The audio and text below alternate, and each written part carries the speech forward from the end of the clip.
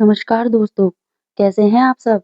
स्वागत है आपका अपने YouTube channel physics and maths with Pooja Verma ma'am में और मैं हूँ आपकी पूजा मैम। आज से बेटा हम लोग क्लास 10th का फिज़िक्स स्टार्ट कर रहे हैं, जिसमें हम फिज़िक्स में पहला चैप्टर प्रकाश का परावर्तन और प्रकाश का अपवर्तन, इसके बारे में पढ़ेंगे। देखिए बेटा, प्रकाश को हम लोग 6th, 7th, 8th क्लास में हमारी साइंस थी, हम उसमें भी पढ़ते थे लाइट, ठीक है? लाइट जिसे हिंदी में प्रकाश कहा जाता है। देखिए 6th, 7th, 8th तक की जो आपने साइंस पढ़ी थी वो इंग्लिश में थी, बट 9th से 10th में आके आपका मीडियम चेंज हो जाता है तो थोड़ा बहुत कई बच्चों को दिक्कत आती है। बट मैंने कोशिश की है कि सिंपल वर्ड्स और सिंपल तरीके से आपको समझाने की। ठीक है? देखिए हम लोगों को पता है कि प्रकाश क्या होता है, कैसे चलता है, छोटी क्लास से भी हम लोग पढ़ते आ रहे हैं। ठीक है? अब देखिए हमें पता है कि प्रकाश जो है एक प्रकार की क्या है ऊर्जा है। प्रकाश क्या है एक प्रकार की ऊर्जा है, जिसकी सहायता से क्या होता है हमें वस्तुएँ दिखाई देती हैं। ठीक है? ये तो आपको सबको पता है। प्रकाश क्या है एक ऊर्जा है जिसकी सहायता से हमें वस्तुएँ दिखाई देती हैं। और देखिए निर्वात में प्रकाश की चाल कितनी होती है 3 × 10⁸ मीटर पर सेकंड। देखिए बेटा ये बहुत इंपॉर्टेंट चीज़ है। ये कई एग्जाम्स में सिर्फ इसी एग्जाम में नहीं, ये कई एग्जाम्स में कई कॉम्पिटिशन एग्जाम में भी पूछा गया है कि निर्वात में या वायु में प्रकाश की चाल कितनी होती है, तो कितनी होती है 3 × 10⁸ मीटर पर सेकंड होती है। अब देखिए अगला आपसे ये भी पूछा जा सकता है कि प्रकाश किस रेखा में चलता है, कि प्रकाश की चाल कैसी होती है, तो प्रकाश क्या करता है बेटा सरल रेखा में गमन करता है मतलब चलता है। ठीक है, प्रकाश क्या करता है सरल रेखा में चलता है। देखिए ये बेटा बेसिक नॉलेज है, ये सबको पता होगी। ठीक है, सिर्फ मैंने आपको एक ऊपर से मोटा-मोटा आइडिया दिया है कि प्रकाश क्या है, प्रकाश की चाल क्या है, क्योंकि ये छोटे-छोटे बच्चों को भी पता है। बट आपको फिर से एक बार रिमाइंड कराने के लिए आपको ये चीज़ मैंने आपको इसी तरीके में समझा दी और इसमें ये जो पॉइंट 2 है, ये बहुत इम्पोर्टेंट है। ठीक है, इसको आप लोग नोट कर लीजिएगा। ये अभी भी और आगे कोई भी अगर आप कभी कॉम्पिटिशन की तैयारी करते हैं, तो बेसिक है पूछा जाता है और ये वैल्यू आपकी न्यूमेरिकल से अभी आएँगे ना अभी, तो उसमें भी यूज़ होगी। ठीक है बेटा? अब देखिए हमें पता है प्रकाश का परावर्तन। देखिए सबके पास साइंस की बुक है, एनसीईआरटी की बुक है, सबने डेफिनिशंस पढ़ी होंगी, वो सब पढ़ी होंगी, बट मैं कोशिश कर रही हूँ कि आपको बहुत ईज़ी तरीके से इसको देखिए अब हमारा टॉपिक है प्रकाश का परावर्तन। ठीक है? प्रकाश का परावर्तन जिसे इंग्लिश में क्या कहा जाता है रिफ्लेक्शन ऑफ लाइट कहा जाता है। ठीक है? अब देखिए प्रकाश के किसी चिकनी या पॉलिशदार सतह से टकराकर वापस उसी माध्यम में लौटने की घटना को क्या कहा जाता है प्रकाश का परावर्तन। जैसे मान लीजिए ये कोई पॉलिश चिकनी सतह है, पॉलिश सतह है, ठीक है? प्रकाश क्या हुआ यहाँ से प्रकाश की किरण इस सतह पर पड़ी, यहाँ से टकराकर क्या हो गया उसी माध्यम में वो क्या करती है लौट जाती है। ठीक है, तो उसे क्या कहा जाता है प्रकाश का परावर्तन कहा जाता है। ठीक है, आगे देखिए अभी देखिए प्रकाश का परावर्तन की परिभाषा हमने पढ़ ली है। देखिए प्रकाश का परावर्तन क्या है, प्रकाश की किसी चिकनी या पॉलीदार सतह से टकराकर वापस उसी माध्यम में लौटने की घटना को क्या कहा जाता है प्रकाश का परावर्तन कहा जाता है। अब देखिए परावर्तन के नियम, देखिए परावर्तन के हमारे पास दो नियम है। ठीक है, अब देखिए इसको मैं आपको ये बताती हूँ। देखिए पहले आप इसको पढ़ लीजिए, फिर मैं आपको इसे बहुत ईजी में समझाती हूँ। देखिए पहला नियम क्या है, पहले तो ये देख लीजिए जो परावर्तन का नियम है ये समतल दर्पण के लिए यूज होता है। ये भी पूछा जा सकता है कि परावर्तन का नियम है, जो परावर्तन के नियम हम पढ़ते हैं वो किस पे लागू होते हैं, उत्तल दर्पण पे, अवतल दर्पण पे, किस दर्पण पे, तो ये किस पे लागू होता है, या हमारा लागू होता है समतल दर्पण पर। ठीक है, अब देखिए इसके क्या है बेटा दो नियम है। पहला देखिए आपतन कोण सदैव परावर्तन कोण के बराबर होता है, यानी angle I equal to angle R। दूसरा नियम है आपतित किरण, परावर्तित किरण और अभिलंब या लंब क्या होता है, तीनों एक ही तल में होते हैं। ठीक है बेटा, अब देखिए ये तो आपने डेफिनेशन पढ़ी है, ये आपकी बुक्स में भी होगी ये सब चीजें। अब देखिए बेटा इसको मैं आपको बहुत इजी लैंग्वेज में समझाती हूँ। देखिए आपके पास क्या है, ये कोई एक पॉलिश या चिकनी चमकदार सतह है। ठीक है, प्रकाश की कोई किरण यहाँ से पड़ी, ठीक है, वो यहाँ पे टकराई, टकराकर यहाँ पे वापिस आ गई। ठीक है, प्रकाश की जो किरण यहाँ पे टकराई इसे क्या बोला जाता है, इस किरण को बोलते हैं आपतित किरण। क्या बोलते हैं बेटा, आपतित किरण। और जो टकरा के वापिस लौट गई, बाहर को चली गई, उसको क्या बोलते हैं, परावर्तित किरण। क्या बोला जाता है, परावर्तित किरण। देखिए ये आपतित किरण है, परावर्तित किरण। जब किसी देखिए आपतित किरण यानी कि प्रकाश की किरण जब पड़ रही है तो वो आपतित किरण कहलाएगी। प्रकाश की किरण जब किसी चिकनी सतह पर पड़ती है तो वो क्या करती है, उसी माध्यम में टकराकर उसी माध्यम में वापिस आगे को चली जाती है। ठीक है, अब देखिए अब हम क्या करते हैं, यहाँ पे हम लोग एक इमेजिन करते हैं, ये हमने डाला एक अभिलंब। क्या डाला, एक अभिलंब, इसको बोलते हैं अभिलंब। देखिए, प्रकाश का परावर्तन का पहला नियम क्या होता है? आपतन कोण बराबर होता है परावर्तन कोण के। देखिए, आपतन कोण होता है ये वाला, यानी कि आपतित किरण और अभिलंब के बीच को कोण को क्या बोला जाता है? आपतन कोण बोला जाता है। क्या बोला जाता है?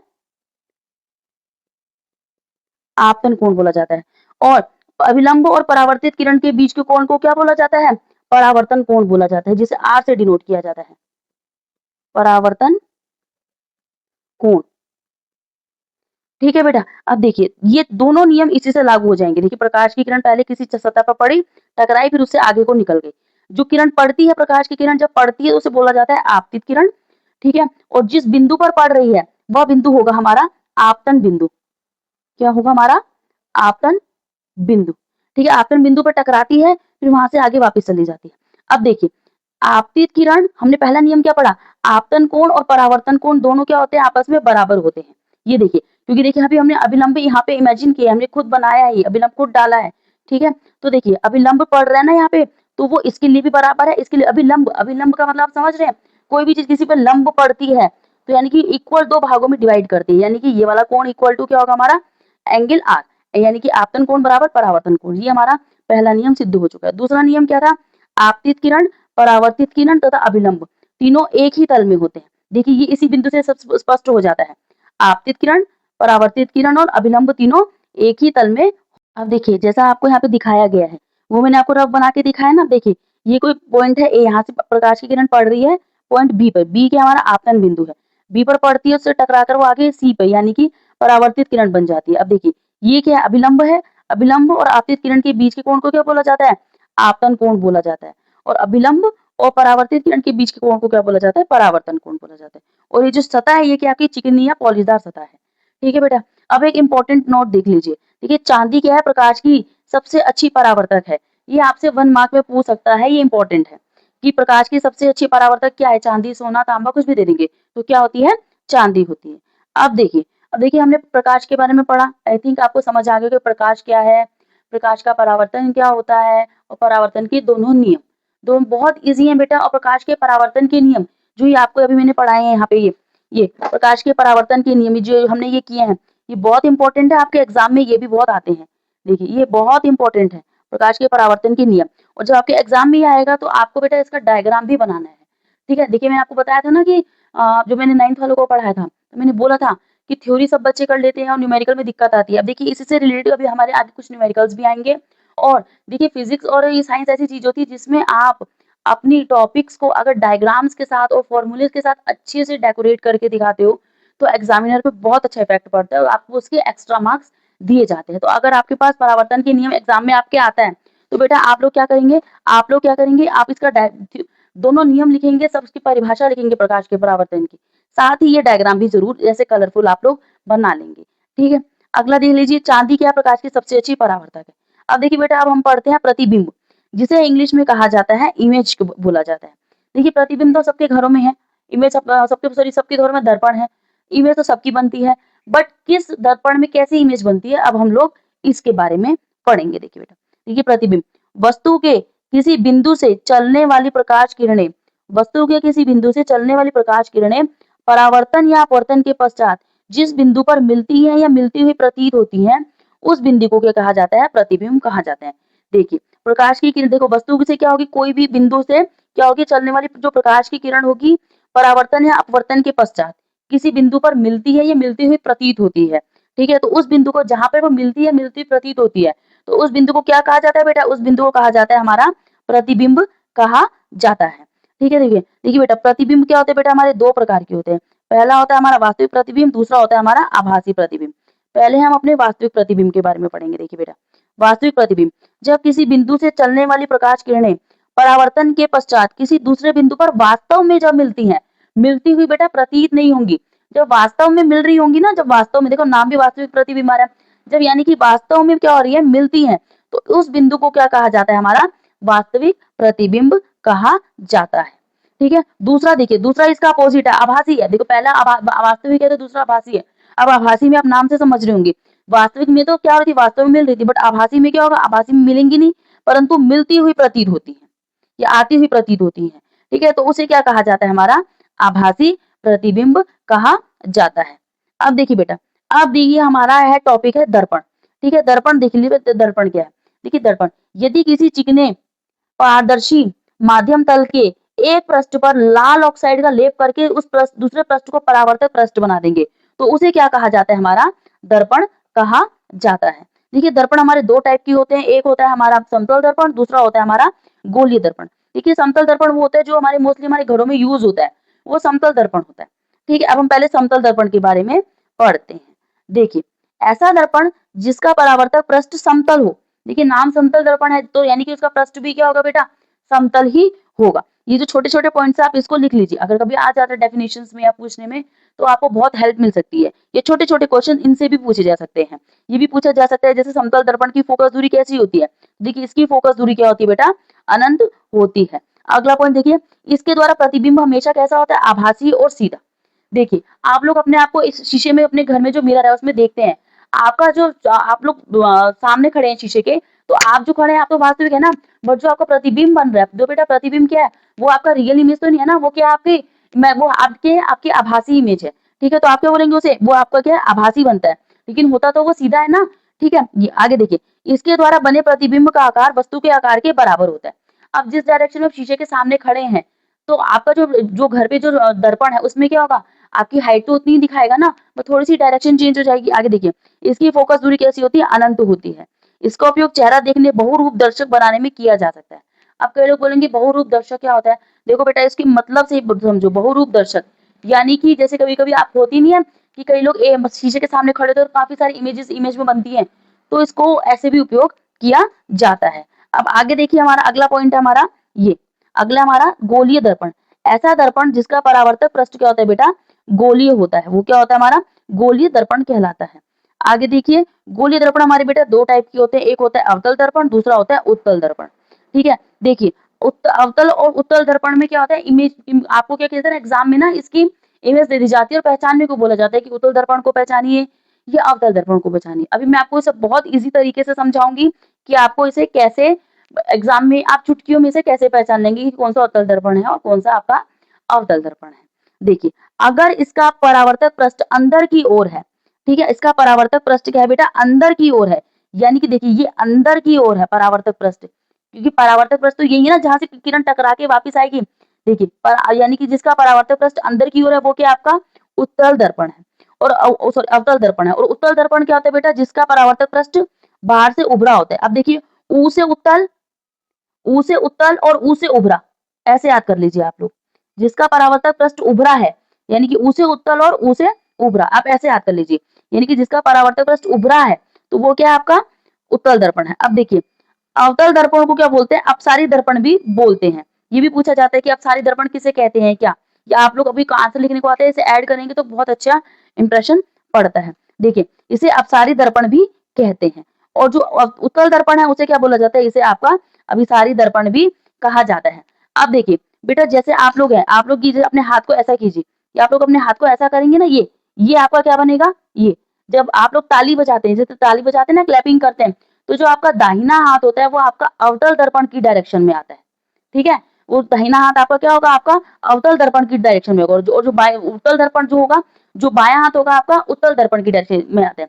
देखिए जब आप लोग ऐसे करते हैं, ये ये बनाते हैं ना, ये देखिए ये ये उभरा है, ऊ से उभरा, ऊ से उभरा और ऊ से उत्तल, ऐसे देख लीजिए। ठीक है, अ से अंदर, ये परावर्तक पृष्ठ अंदर है ना, अ से अंदर और अ से अवतल। ठीक है बेटा, आई थिंक मैंने आपको बहुत अच्छे से समझाया है, और ये इसकी आप लोग बेटा इसके नोट्स भी बनाते रहिएगा, बहुत इंपॉर्टेंट है। 10th क्लास के बोर्ड के एग्जाम्स हैं, तो इसको हल्के में मत लीजिएगा, ये आगे आपके भी बहुत काम आएगा। और जो आपके छोटे-छोटे क्वेश्चंस होंगे कुछ ज़्यादा बाहर से नहीं जाएँगे, मैंने पहले भी बताया था, सब इसी से आएगा, घबराने की ज़रूरत नहीं है। जैसे-जैसे नोट्स मैंने बनाए हैं, पहले आप लोग इस वीडियो को देखिए, दोबारा से इस वीडियो को देखते हुए साथ-साथ इसके नोट्स बनाइए। देखिए जब पहली बार आप देखेंगे, तो सिर्फ आप लोग इस वीडियो को देख के समझना कि मैंने आपको चीज़ें कैसे एक्सप्लेन की हैं, क्या की हैं, कितने ईज़ी टर्म में किया।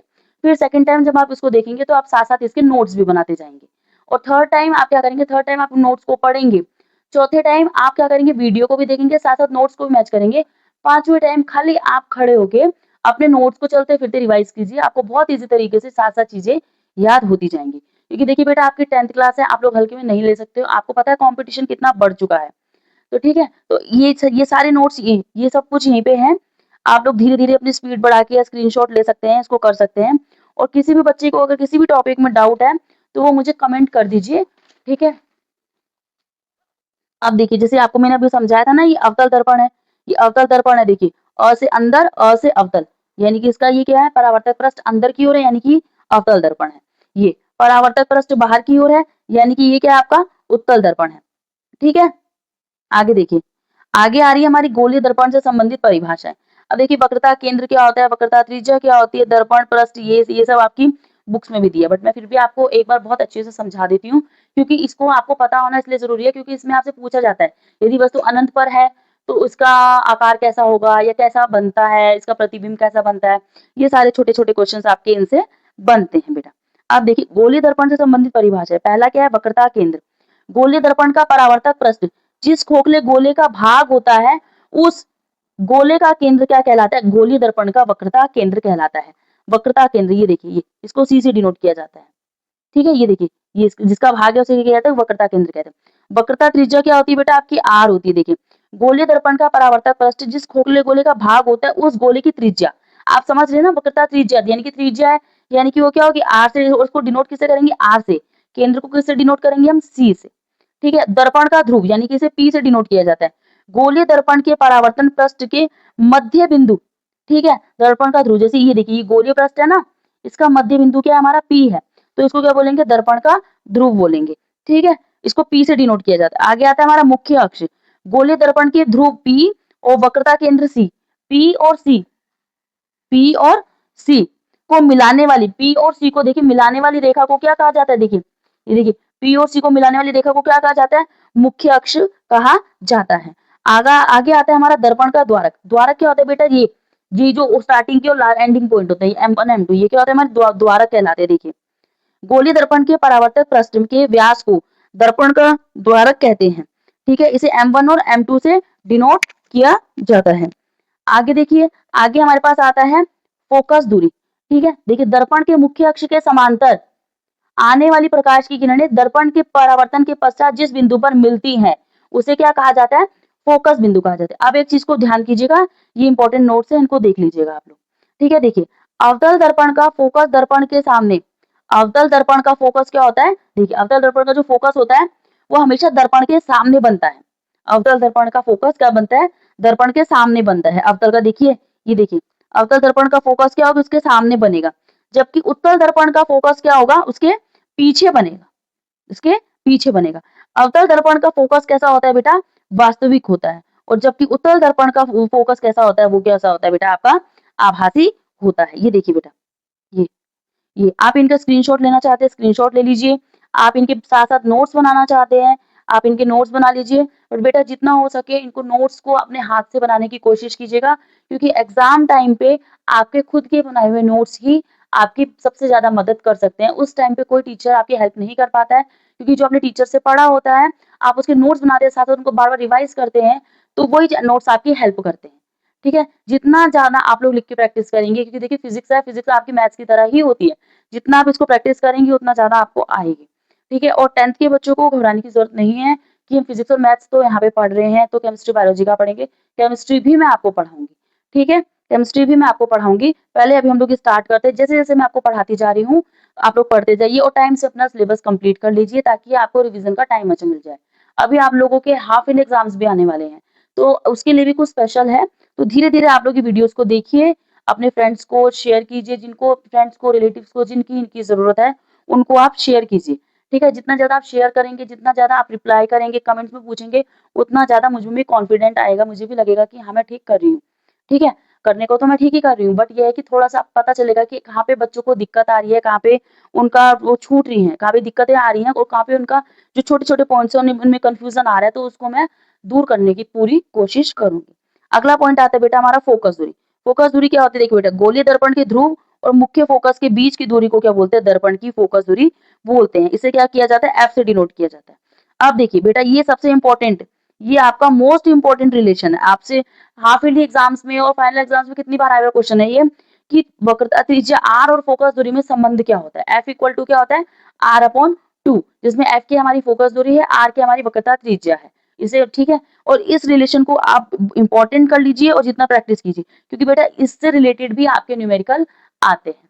ठीक है बेटा, आज से हमने क्लास 10th का फिजिक्स का फर्स्ट चैप्टर स्टार्ट कर दिया है। मैं कोशिश करूंगी धीरे धीरे करके आपको इंपॉर्टेंट टॉपिक और जो इंपॉर्टेंट चीजें हैं उनको बहुत ईजी तरीके से आपको समझाऊं, ताकि आपको एग्जाम में कोई दिक्कत ना हो, लॉन्ग टर्म तक आपको याद रहे। लॉन्ग टर्म तक बेटा तब याद रहेंगे साथ साथ जब आप इनके नोट्स बनाते जाएंगे। ठीक है, और जितना हो सके बेटा इस वीडियो को लाइक कीजिए, शेयर कीजिए और चैनल को सब्सक्राइब करना मत भूलिएगा। मिलते हैं हम अपनी नेक्स्ट वीडियो में, तब तक के लिए okay, good bye, thank you.